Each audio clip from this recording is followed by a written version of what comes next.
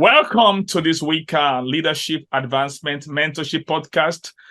This is your host, Dr. Michael Koku. And with me today is one of our highly qualitative, high-octane, high-protein caliber of a speaker. And I'm so happy and so delighted to introduce to you Miss Michelle Teague. Hi, Miss Michelle. How are you? I am doing well, Dr. Michael. How are you? I'm doing marvelous. We're so excited to have you on Leadership Advancement Mentorship Podcast, a podcast that showcases the leadership journey of great leaders like you, leaders that we want to imagine leaders to learn from your journey, what you have learned, how you have developed, how you have grown. And I believe everyone have a story to share, and there's someone out there listening that we connect with your leadership journey. And one thing I have the privilege of experiencing personally, as a host, is even some of the people that I bring, I thought I knew them, but there are some things that they share that I'm learning the first time myself, So this is going to be a learning moment. And I'm ready to learn. I'm hungry. I'm like a sponge, ready to go. So, Miss Michelle, can we meet you, please? Can you just introduce yourself to us? Let us meet you. So, who is Michelle Teague? Thanks so much for this opportunity. I'm super excited to be on here.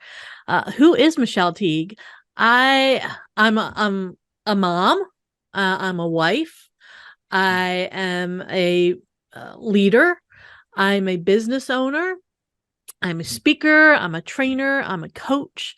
I do a lot of things. I grew up near where you live now. I grew up outside of the Philadelphia area.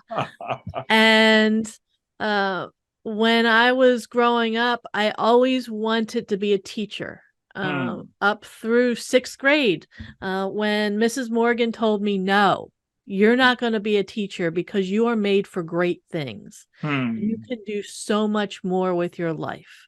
And so pushed the teaching idea aside and started studying business and went into accounting and management, went into international finance and economics, graduated with my degree in global business management, went to work I did a lot of accounting work. I did a lot of business work, and went back to school, got my master's degree in education, and had the opportunity to go work at a school in Tallahassee, Florida, where my husband Jim was attending Florida State University at the time, working on his PhD. And I had the opportunity to become the Associate Dean of Academic Affairs for a small private college there in Tallahassee. And when I stepped into that role, I got the opportunity not only to be a leader in education, but also to help guide our students through the process of becoming who it is that they wanted to be. And a lot of faculty members, when they start to work in education, one of their least favorite things is graduation. And for me, that's always my favorite part of working in academia. And at graduation, I got to watch these students who I had mentored and shepherded through the process walk across that stage. And I knew that I was contributing to helping them become the person that they wanted to be. Wow, that's awesome. It was an awesome job. I did that for several years before we moved up here to the Pittsburgh area, where Jim taught here for almost 20 years. He just recently retired. But about 5 years ago or so, after being a corporate trainer and being a faculty member for an online school, I started my own company where I could work with leaders and I could work with companies because I saw people getting promoted into leadership roles. And after about 6 months or so, they'd be gone. And that's because they were failing miserably. Yeah. And what I did was I created my company because I knew they wanted to be good leaders. As John Maxwell and Mark Cole like to tell us, everyone deserves to be led well. Yeah. The problem is not every leader has the skills they need to lead well. Yeah. And I knew that. I could see it happen over and over again. And when I started my company, those are the people that I focused on, because I knew they could do better, and they knew they could do better. They just didn't know how to be good leaders. Wow. And that's awesome. That's what I focus on. Wow. That's good. I mean, you just said a bunch of stuff. I just want to put things in the right context. You take us on the trip from Philadelphia area right to Florida. You now brought us back to near Pittsburgh. You made a statement the other time. You said one of your teacher told you that you are made for great things. I want to clear this air so that the teachers will not be mad at us. I believe that teachers are made for great things. And listen to me, teacher, if you are listening, we're not saying a teacher is not meant for great things. No. Yeah. So we don't want that to be misunderstood. No. Because one of the greatest, in fact, the greatest profession ever is not a doctor. It's not a lawyer. It's not an engineer. It's a teacher. Yes. Because all these professions that we talked about, a teacher teaches every one of them. So teachers, we celebrate you got me. So we don't want anyone to misunderstood what Miss Michelle is passing across. Because even right now, one of the things I do is that I teach. In training, we teach. We both trainers. I agree.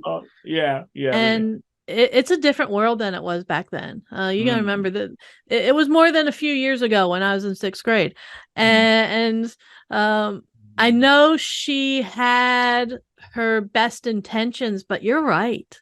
There is no greater profession out there than education. Exactly.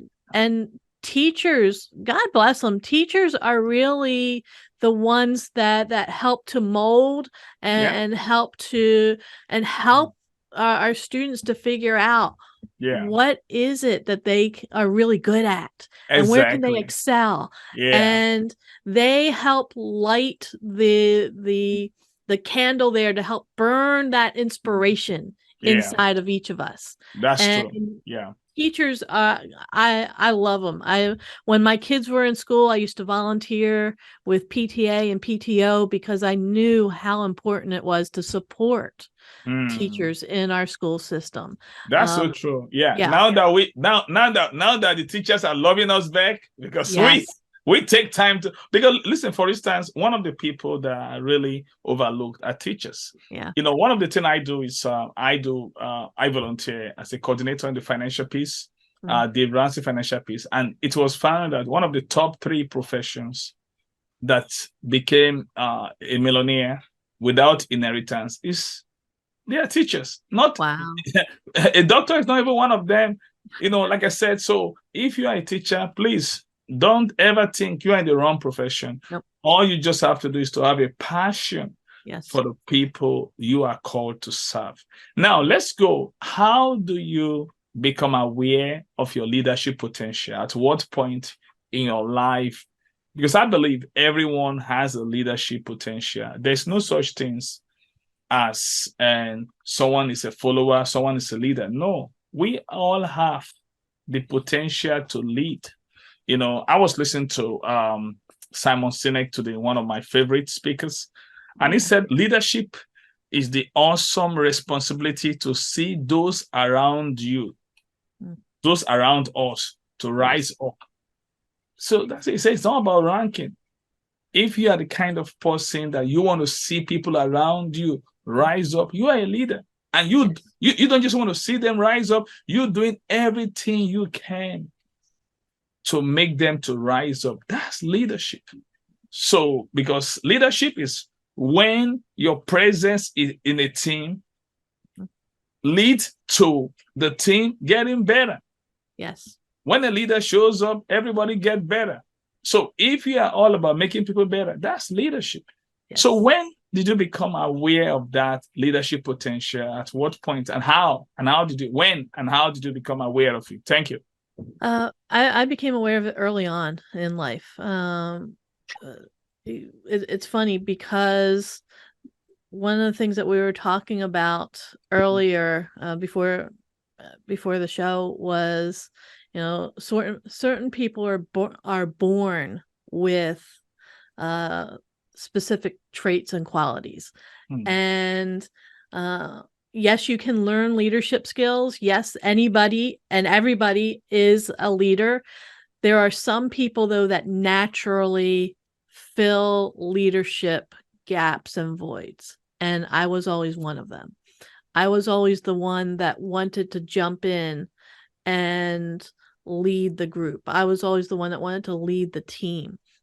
And it wasn't necessarily because I knew exactly what to do or what needed to get done. What I knew was the people around me needed somebody to bring them together and to get them and to motivate them and to get them going in the same direction and making a decision and sticking with it and moving forward. And I knew I could do that. And one of the things that you were talking about when it comes to leaders that I've always believed is leaders have their teams.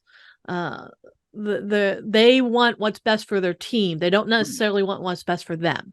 Because the reality is there have been several times that I have stepped up into a leadership position that I did not want to do it. However, I looked at the team and I knew they needed somebody to do it. And I wanted what was best for them.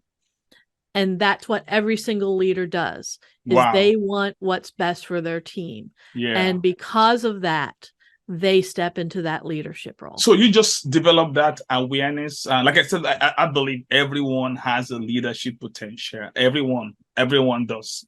There's a seed of leadership in everyone because leadership is a learnable skill. It's a skill set that needs to be learned. No one was born with that skill set, just like driving, and I mean, that's why you don't see a little baby stay behind the screen. And if you see a baby driving on the highway,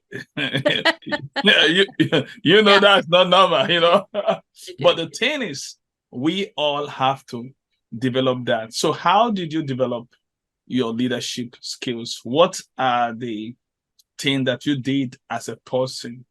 So what is the price? What does it look like for you? Everyone has a price of development. That's what makes our journey different. So what price did you pay after you became aware that you like to bring people together? So what does your own price look like in your leadership development? Thank you.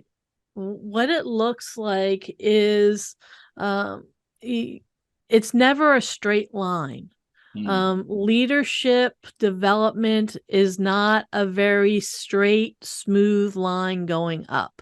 It's the scribbly line that bends and moves, and it takes on a direction of its own. And what you learn through the process is there's a lot to learn through the process. What happens is you step into these leadership roles and every one of them is going to be different because the team's always going to be different. And the people that you're working with are always going to be different. And as a result, each time you step into that role, you have something new to learn. And you have something new to offer to the people that you're leading. And what I've found is you have a lot of ups and downs. You have a lot of learning opportunities. One of the things that John Maxwell tells us is sometimes we win, sometimes we learn. And in leadership, you are constantly learning because you hardly ever do what it is that you need to do right the first time around. You just about always need at least 2 or 3 tries at something. And in leadership, you're constantly learning and growing. And that's one of the things that you figure out is it's not a straight line. It's not a smooth line. It's very bumpy. There's lots of ups and downs along the way. The good news is as you continue to grow as a leader, the team that you're leading continues to grow too. Yeah, but how did you grow? Yeah, we want to know how. How does your growth look like? What did you do? What investment did you make? A lot of the investment that I made was in education. I learned what it is that I needed to do. I learned communication skills. Communication skills to me is one of the most important skills a leader can have. And if you can't communicate your vision, if you can't communicate what it is that you want people to do, then you're not going to be able to lead them very well. So I made a point to learn how to communicate well. One of the things that I did later in life was join Toastmasters, which is an excellent group to join if you're wanting to increase your public speaking skills and presentation skills. You get a lot of opportunities there. Another thing that I did was when I invested in my education, I invested time with specific groups of people. One of the things that you find is you are the sum of the 5 people you spend the most time with. Yeah. And I went out and I made sure that I was spending time with leaders who were doing what I wanted to do so that I could glean information from them. I could use them as mentors because I'm a firm proponent of finding somebody out there who's doing what you want to do and asking them to mentor you. I also wanted to make sure that I could learn from others' mistakes, because those are the best kinds of mistakes, is somebody else's. And you can see what didn't work for them. So that way you don't make that exact same mistake later on in life. By doing that, by investing a lot of time and a lot of energy, and it also takes money in all of this process, you become the leader that you want to be. Wow, that's awesome. Yeah. So you've been talking about your investment in learning about communication skills, and which you highlight is one of the greatest skills that one can learn. And you're right, because John Maxwell said that too. And then also, Warren Buffett talks about how powerful communication. In fact, I'm doing a training right now for about 40 professionals all around the world about elevate your communication. And Simon Sinek said, the best leaders are students of leadership. So what is the greatest lesson that you have learned as a leader? The greatest lesson I learned as a leader is you have to grow your team as you're growing yourself. And the reason why I say that is because if you grow yourself and you don't bother to grow the team around you, you're going to find yourself up there on top of that mountain all by yourself. And it may be a very nice view, but you're going to get lonely and you're not going to be able to do it all yourself. So as you're increasing your skills, as you're investing in yourself, as you're adding to your education and you're adding to your knowledge and your skill set, you're doing the same thing to your team, because you want your team to rise up along with you.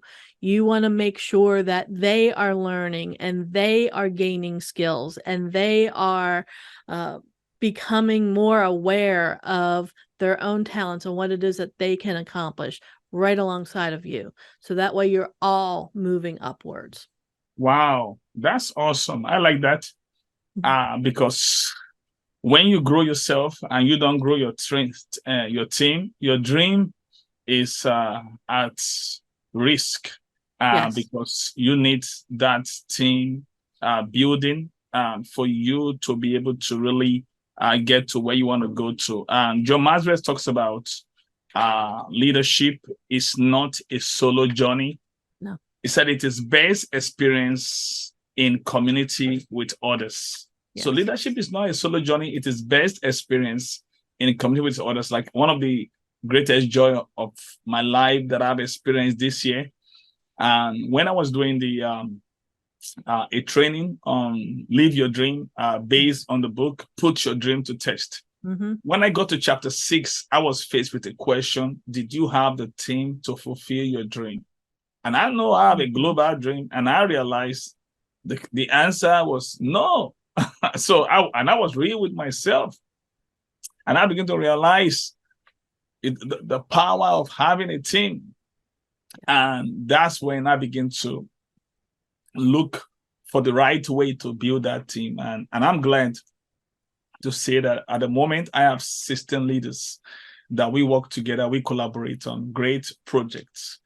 And it's beautiful because everyone achieves more, as a team, Oh, yeah. Yeah, that's great. So what can you say based on your own experience, and you talk about the greatest lesson you've learned, that you have to grow yourself and grow your team. Mm-hmm. So what are you learning now at the moment? What are you learning now? Right now, I'm learning that there's a lot of people out there who need our help. Anytime that you're involved with growing people's leadership skills, growing their communication skills, teamwork, things like that, there are a lot of people out there that need that help. But you also need to know that they don't recognize that they need your help.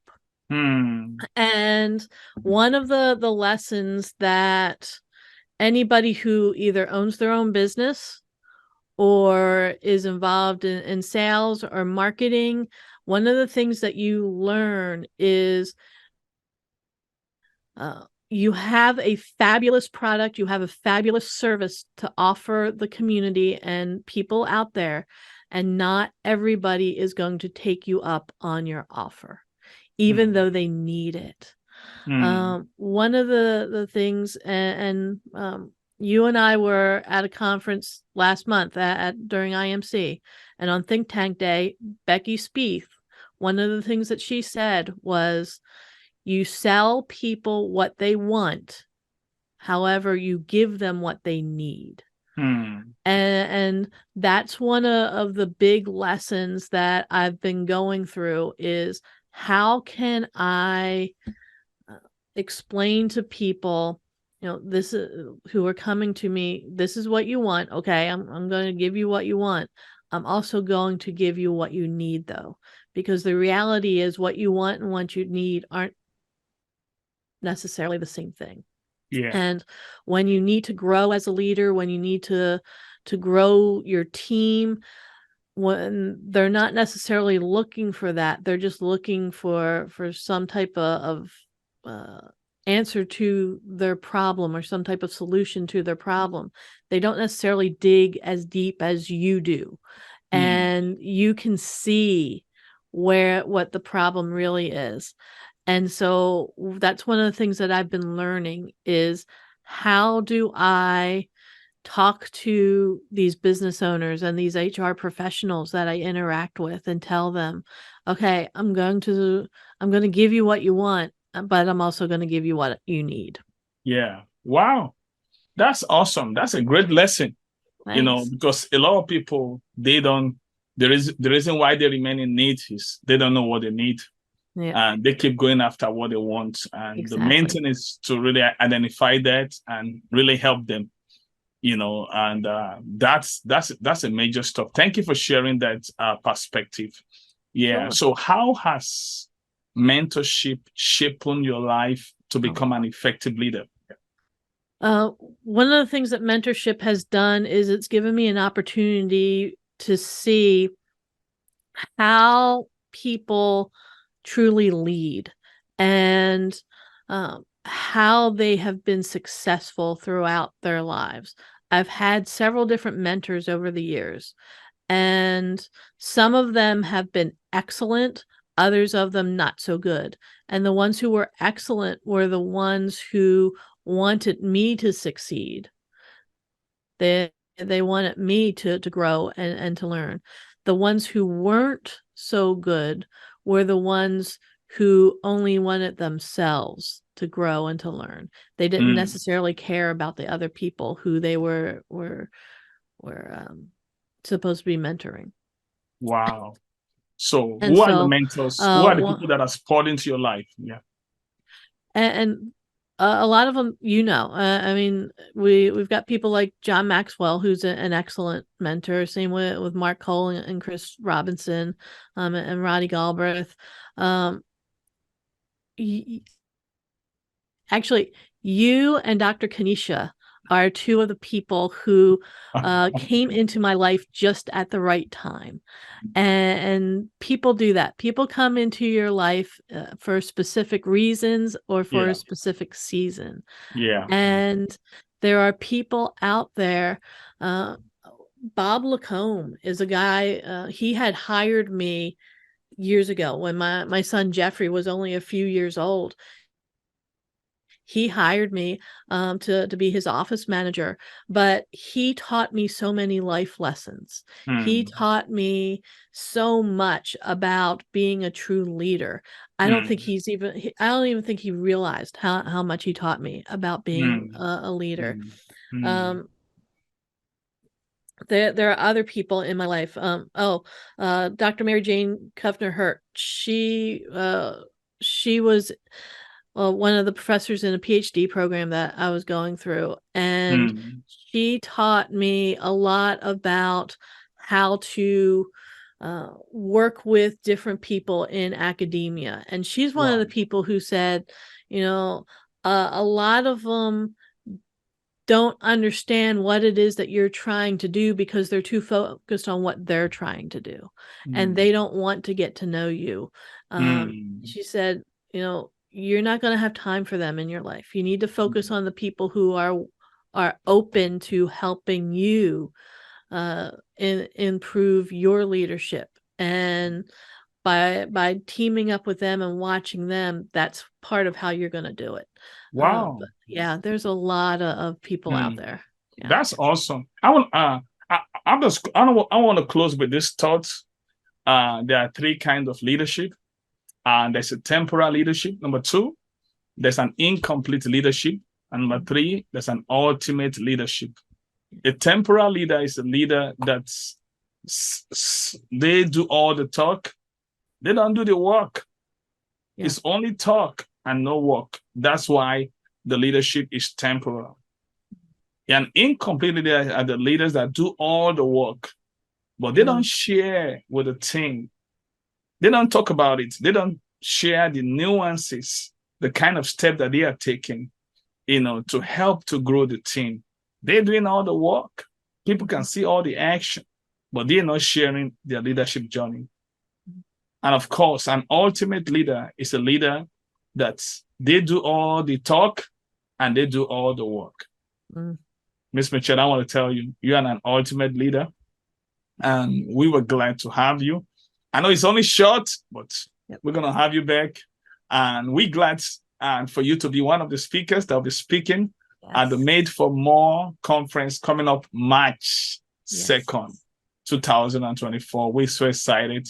And, I've worked with you and I've seen the kind of person you are. You have that passion to help people to be more. And we want to say thank you for being on this podcast. My question for you, how can people connect with you? Yeah. Sure. Well, thank you, Dr. Michael. This has been a fabulous time, and I'm so grateful that you had me on here. And I'm really looking forward to March 2nd next year. It's going to be so much fun. How can people contact me? They can email me. They can email me info@ateagueofyourown.com, or they can just go to the website, ateagueofyourown.com, and they'll find phone number, information about the services that I offer, along with info form that they can fill out, and we can get in contact with them. Wow, that's awesome. Thank you so much, Ms. Michelle. Thank you for your time. And viewers, listeners, I believe your time has really worth it, because this has been a great time for me and I've learned a lot. And this edition is going to be called Grow Yourself and Your Team. And that was a very profound lesson for me. And I know it is for you. But listen, we want you to go beyond just hearing this. We want you to come to the point of application, because that is where you experience transformation. Thank you. Until I come your way next time with another great leader, remember to apply all that you have learned. Thank you for listening.